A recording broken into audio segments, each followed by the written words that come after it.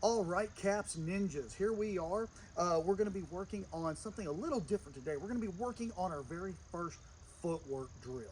Okay, now what we're going to do now, footwork is very important here because one of the key components of our self-defense aspects is being able to get away, being able to run away and get away from the bad guy.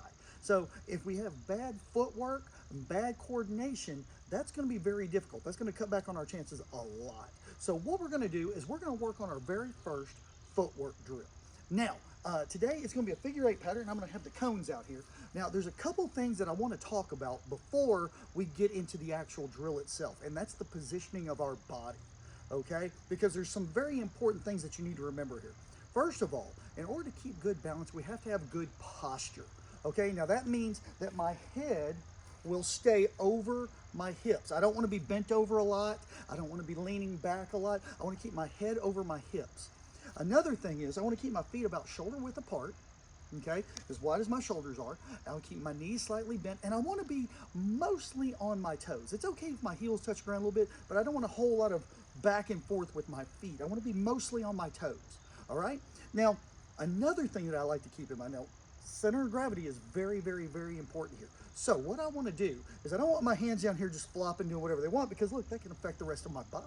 I want to bring them right here, up here to where they're nice and close. That way my center of gravity is a lot better. And center of gravity is something we're going to be talking about a lot here in the future.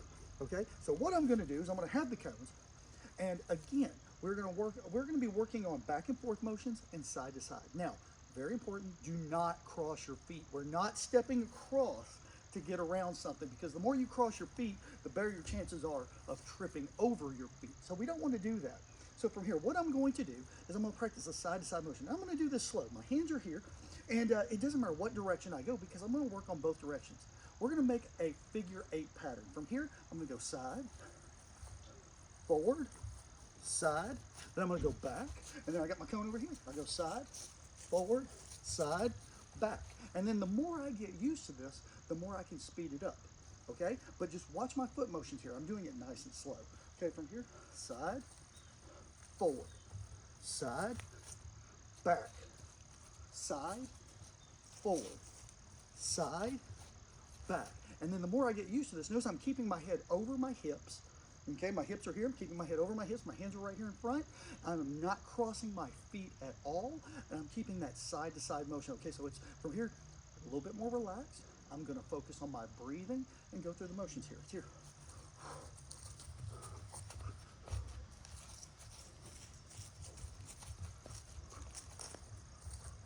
Short, choppy motions with my feet. Short, choppy motions with my feet the whole time.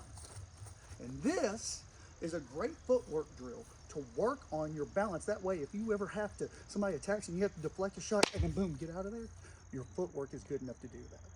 All right, y'all, have fun practicing those at home.